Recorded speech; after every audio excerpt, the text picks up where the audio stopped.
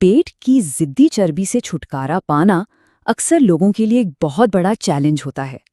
लेकिन सोचें कैसा हो कि इस मसले का हल कहीं बाहर ना हो, बल्कि अपने जिस्म के अंदर ही छुपा हो। आज हम फास्टिंग यानी रोज़ा रखने के पीछे की साइंस को गहराई से जानेंगे और देखेंगे कि ये हमारे जिस्म की कुदरती सलाहियतों को कैसे जगाता है।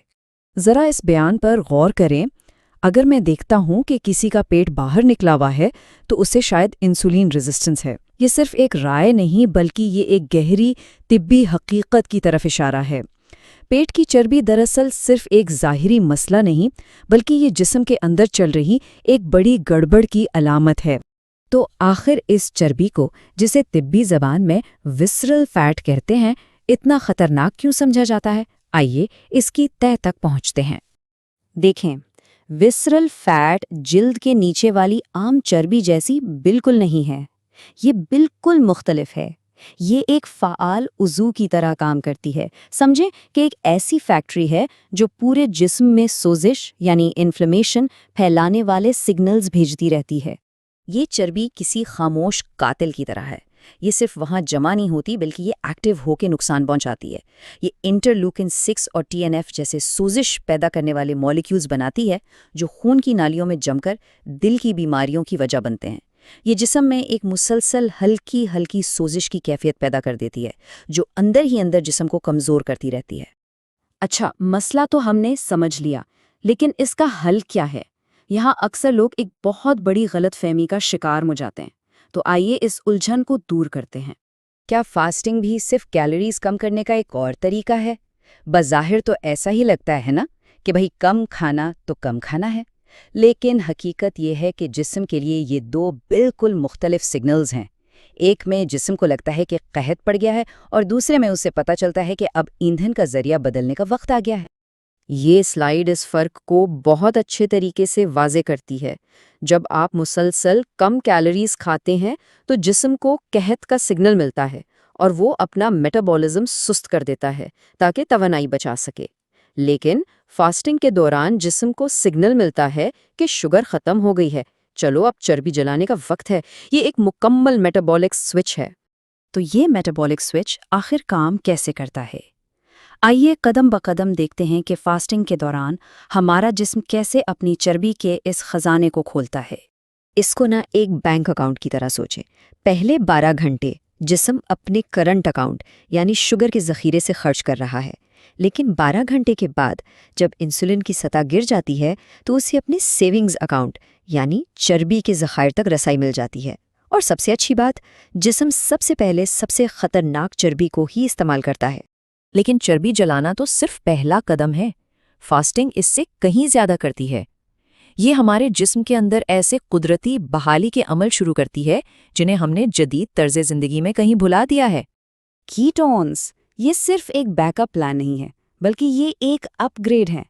जब जिस्म कीटोन्स पर चलता है तो ये कम नुकसानदेह फजला पैदा करता है, बिल्कुल एक साफ चलने वाले एफिशिएंट इंजन की तरह। कीटोसिस की हालत में होना सिर्फ जिस्मानी तवानाई के लिए ही नहीं बल्कि दिमाग के लिए भी एक ज़बरदस्त अपग्रेड है। कीटोन्स दिमाग में BDNF नामी प्रोटीन की पैदावार को बढ़ाते हैं जो नए दिमागी खिलियों की नशोनुमा और कनेक्शंस बनाने में मदद देता है। यही वजह है कि फास्टिंग के दौरान अक्सर लोग ज़्यादा ज़हनी तौर पर चुस्त और फोकस महसूस करते हैं। ऑटोफेजी, इसको अपने खुलियों की डीप क्लीनिंग समझें। जिस्म फालतू पुराने और ख़राब हिस्सों से छुटकारा हासिल करता है ताकि हर चीज़ ज़्यादा मौसर तरीके से काम कर सके। ये एक कुदरती रीसाइक्लिंग सिस्टम है। तो असल बात यह है कि ऑटोफेजी हमारे जिस्मों को अंदर से बिल्कुल नया कर देती है, जिससे तवानाई और ताजगी का हकीकी एहसास होता है। ये सिर्फ वज़न कम करने के बारे में नहीं है, ये सेल्यूलर लेवल पर खुद को रीजेनरेट करने के बारे में है। और बात यहीं ख़त्म नहीं होती। फास्टिंग कुदरती तौर पर ग्रोथ हार्मोन को बढ़ाती है जो मसल्स को बचाता है।